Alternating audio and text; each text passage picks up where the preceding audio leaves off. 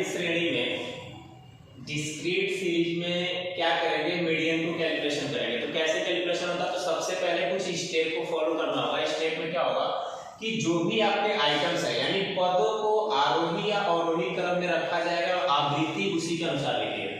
यानी सबसे पहले आप क्या करेंगे, जो भी आपके पास आर्टिकल दिए होंगे या जो भी आपके आइटम्स दिए होंगे उनको असेंडिंग या डिसेंडिंग ऑर्डर में क्या कीजिए, सीक्वेंसली रख लीजिए। और फ्रीक्वेंसी भी उसी आइटम्स के अकॉर्डिंग यानी उसी पदों के अनुसार आपको फ्रीक्वेंसी को भी क्या करना पड़ेगा, एडजस्ट करना पड़ेगा। दूसरा, पदों की संचयी आवृत्ति यानी सीएफ से कम ज्ञात करें। यानी सबसे पहले क्या करते हैं कि असेंडिंग डिसेंडिंग करने के बाद हम उसकी फ्रीक्वेंसी कम्युलेटिव फ्रीक्वेंसी निकालते हैं यानी सीएफ निकालते हैं। वो भी सीएफ कैसे निकालेंगे, से कम। तीसरा स्टेप ये होगा कि स्मॉल एम ज्ञात करते हैं, स्मॉल एम, ठीक है, जिसका फार्मूला होता है n प्लस अपन 2, जहां n इक्वल टू होता है आवृत्तियों की कुल संख्या। नेक्स्ट बात करेंगे, यह देखते हैं कि n किस संचयी आवृत्ति में आती है। यानी m जो होता है वो मीडियन नंबर होता है। मीडियन नंबर मतलब माध्यिका संख्या। अब देखो वो माध्यिका संख्या m जिस संचयी में आती है उसके सामने वाला पद ही माध्यिका होता है। यानी कि वह जो जिस सीएफ में आएगा वो मीडियन नंबर वही उसका क्या होगा, माध्यिका होगा।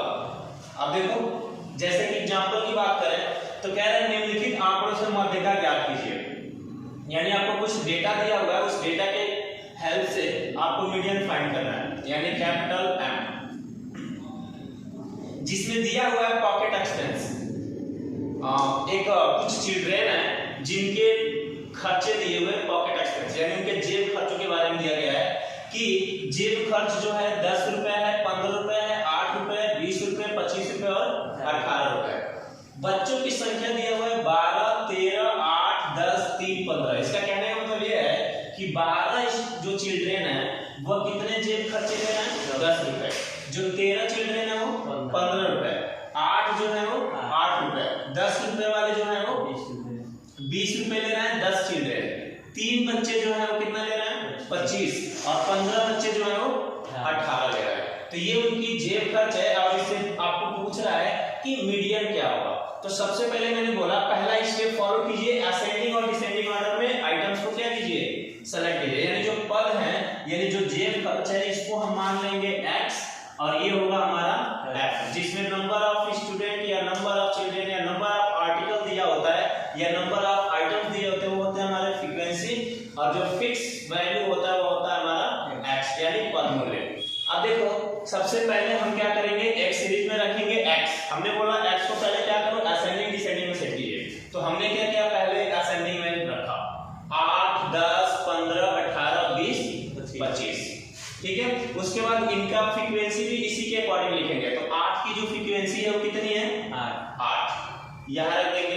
फिर दूसरे 10 की जो फ्रीक्वेंसी है वो कितनी है, 12, 15 की 13, 18 की 15, 20 का 10 और 25 का 3। हमने फ्रीक्वेंसी भी उसी के अकॉर्डिंग रख लिया। अब फ्रीक्वेंसी रखने के बाद हमने बोला कि सीएफ फाइंड आउट करो।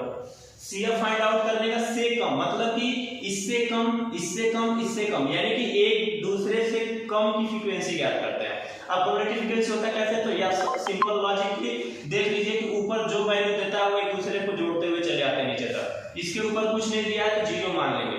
तो 8 में 0 ऐड करेंगे, 8 होगा।